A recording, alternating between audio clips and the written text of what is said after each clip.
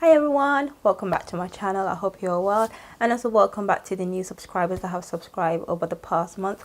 Sorry I've been away, I know, but things got a little busy and all that stuff, but I am back, and today I'm going to talk you through the Glossier, or I should say I'm going to give you the final update on all things Glossier. So I have a skincare and makeup video, so I will link them up here somewhere, so if you want a bit more of an in-depth review and demo of the products, those videos will be a good one to watch. But this is just a roundup of everything. So I'm gonna talk you through my favorites. So these are things that I use every day, and then the maybes are things that I enjoy using but I'm not sure if I'll repurchase, and then the absolute no-no, so the ones that did not work for me and not worth my money or your money. Starting out with my favorites, number one will have to be the priming moisturizer. I use this every day. This, as you can see, I'm literally down here. So this, when I first tried this, I thought it was too light for me, especially in the winter months, but I have been loving this. It's very light. If you use Embroily's before, it's similar to Embroily's but almost like the lighter version. This absorbs straight away into the skin, doesn't leave any shiny residue, and it's also buildable. I like that this, it's just almost like you're playing.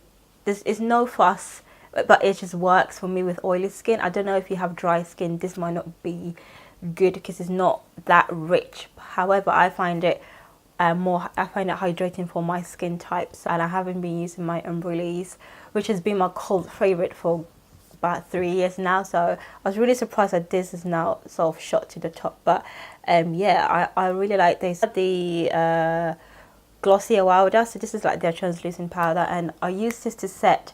This is almost like an overall setting powder, so the color is on the neutral side. It hasn't got that yellow undertone to match my skin tone, but I do not mind that. So this is great for setting the foundation. I carry this in my purse every day. It's not too, the packaging is not too bulky, so which makes it perfect and purse friendly. And it came with the brush. You can buy this separately, but when I ordered, this came with the brush. So I just carry this with me. Great for getting rid of shine, just mattifying, and it's very soft and very fine and milled. It basically just blends into the skin. It's just also like just a tint. I'm just gonna demo it for you. It's just a tint of color. I prefer to use this to set my under eye area than the normal typical yellow beaming highlighter. That's my preference, but like I said, this is on the neutral side, so if you want something a bit more pigment, this might not be for you. Next favorite item I use on a daily basis is the stretch concealer. Again, this is the shade Deep. I use this every day. It's perfect for my type of skin. My under eye area is the driest part of my face, and this is almost like on the emollient creamy side, so it will give you, the texture is very thin, it doesn't give much coverage. So if you have really dark circles, this is not the concealer for you. But if you just want that everyday natural looking concealer without the cakiness and the heaviness under the eye, this is perfect. You just have to make sure your eye area is very well hydrated and moisturized, and then I go ahead and then I set it with the powder and I'm good to go. No creases. Basically my skin just looks like my skin. You won't be able to tell that I have thick concealer under my eye, which I love.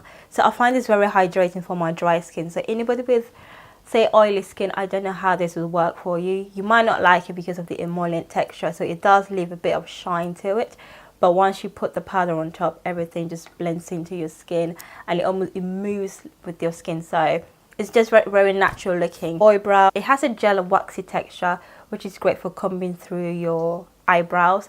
I don't have thick, I'm not sure if you can see, but my eyebrows are not on the thicker side. However, this helps me get the shape and keeps everything in place. And because of my oily skin, I feel like even when I get oily and I go ahead and blot away, my eyebrows are still very much in shape. It doesn't budge. But I usually wear this on after I've used my pencil to fill in my brows, and then I just use this on top to give it shape and also take out, to remove any harsh lines if I went too heavy with the brow pencil. This helps tone it down. It makes my eyebrows look more natural. The lip balm, the balm.com. So I have the rose and the coconut. I have one in my handbag and one near my bedside table, which I slap on my lips just before I go to bed. I wake up with very soft and hydrating lips. Again, if you watch my other Glossier videos, I always say this. I don't exfoliate my lips as much as I used to since I started wearing this or using this as my lip balm. I wear a lot of matte lipsticks and they are quite drying on the lips, but I feel like I use this if I'm gonna wear something very dry and matte. I use just a dab of this on my lips and then lipstick on top, and I'm good to go. And then in the evening, after I remove my makeup, this is the last thing I apply. And then, like I said, I wake up with very soft and hydrating lips. And they are pricey for a lip balm, but since I don't think I've even gone through half of it already, as you can see. I was a little bit concerned about the price, but now that I've used these, they are definitely worth the price. It's gonna last you ages, and then they smell absolutely beautiful, especially the coconut one. So like I said, I will recommend this if you want to try something from Glossier. It has to be the balm.com. It just works as a lip balm. It just works. That's all I can say. So my other favorites that I don't use on a daily basis but I will buy again are the cloud paints. So I've got two here. This is in the shade Haze, which I'm wearing today, and then I've got Beam, which is like the peach tone. So these are like a cream blushes, and for me with oily skin, these are the only type of cream blushes that actually stay put on my skin or on my face all day long. Everything usually with powder, by 4 or 5 hours it's all blended in, it's all disappeared. But I find that these are very long lasting. The Beam, the shade Beam doesn't show up on my skin tone very well.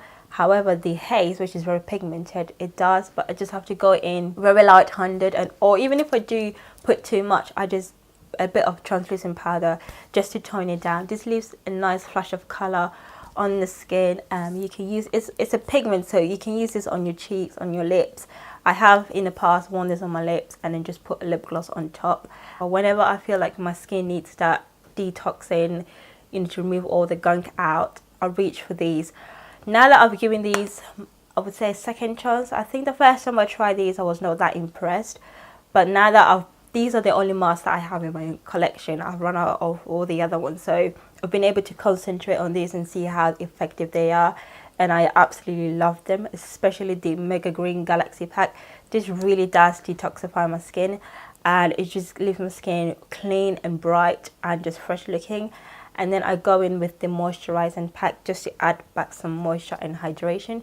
And I use this combo, and the results, I'm always impressed and I'm always happy with the results. It just, you do need time. So when I put this on, these are not masks that you can just wear for 5 minutes and rinse them off.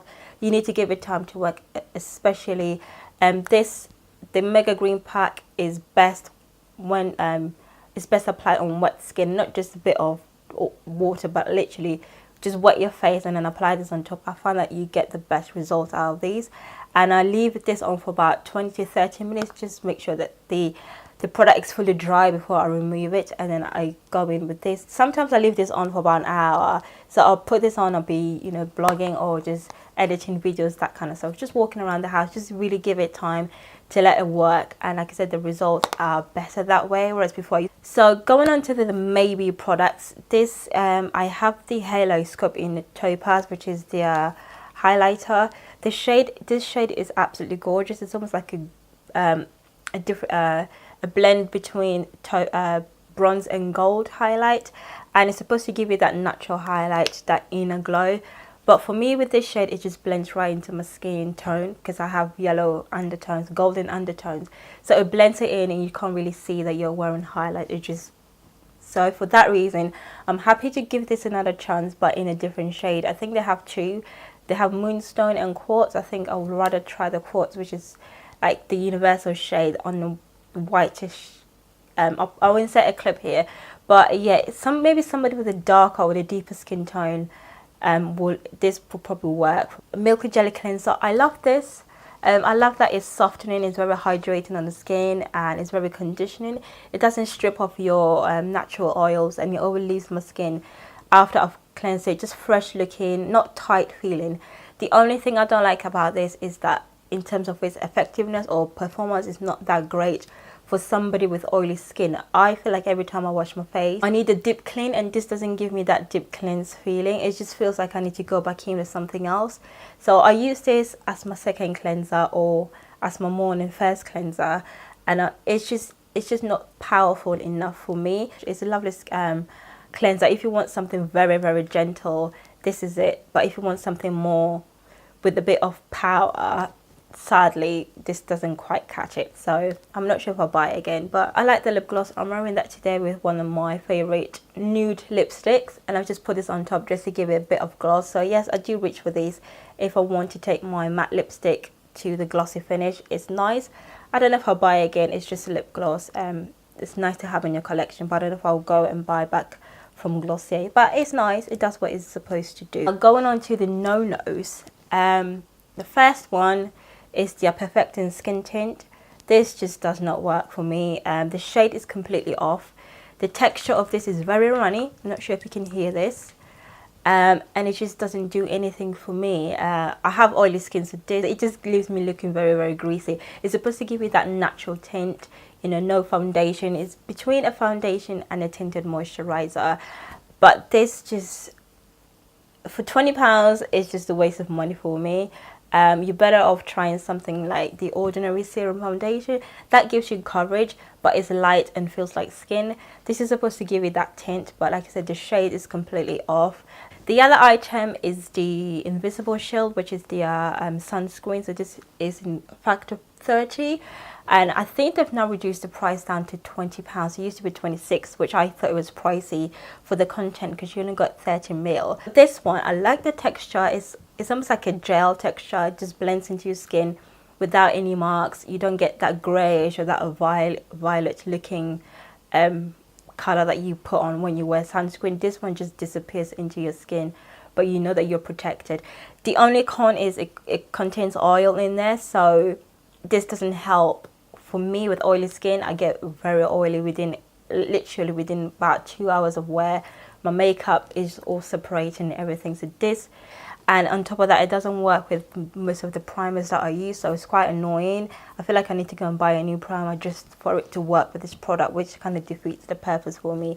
I just want to put on my sunscreen and just, you know, apply my makeup without having to think, oh, which primer am I going to use today or which foundation am I going to use today. So that alone, I don't think I'm going to reach for this. And then the other thing, which is a bit of meh, was the Soothing Face Mist. I'm not really into mist, so I can't sort of slake this off. It's not, I wouldn't say it's the fault of the product. I'm not into facial mist. I have tried to incorporate them as much as I can into my skincare routine. I always forget that I have one to hand. So this is just a Rosewater spray that is supposed to be like a hydrating mist. You can use this as a toner or in place of your toner. So after you've cleansed your skin and if you need that extra hydration, spritz this on and then, you know, just let this sink in. And then, yeah, I used to use this with my hyaluronic acid, but I stopped using this. I don't reach for this anymore, so I really don't see the point of this. Plus, for the price, I think this retails for £15, and I think you can get a facial mist cheaper than that from the drugstore. That works maybe better, I don't know. I don't think this have any skincare properties. It's just to give you hydration. So you might as well just reach for the, what's it called? Is it Avene? And then Evian's got one. It's like a spring water thermal spray in a can. You just spritz. You might as well use that one, but I don't think I'll be purchasing this. And one thing that I will not buy is the, what's it called? Generation G lipsticks. So this is meant to be a tinted lipstick, lip balm, I'll probably say. For me, the colors is supposed to give you that just bitten look. So no color, again, very natural looking. But I don't like it. If I'm gonna wear lipstick, I'm gonna go for something that's got the color. And again, for the price, you can find on the drugstore that retails for £14, retails less than £14. These are the items that I will recommend, that I think they're worth your money. Everything else is, oh, boy brow. I keep forgetting, and boy brow. Everything else is like a touch and go, you know, personal preference. But yes, these are my absolute favorites that I will happily buy again, and these are things that I'll use day in, day out. So that's it, guys. So this is the final review or final update on all Glossier products.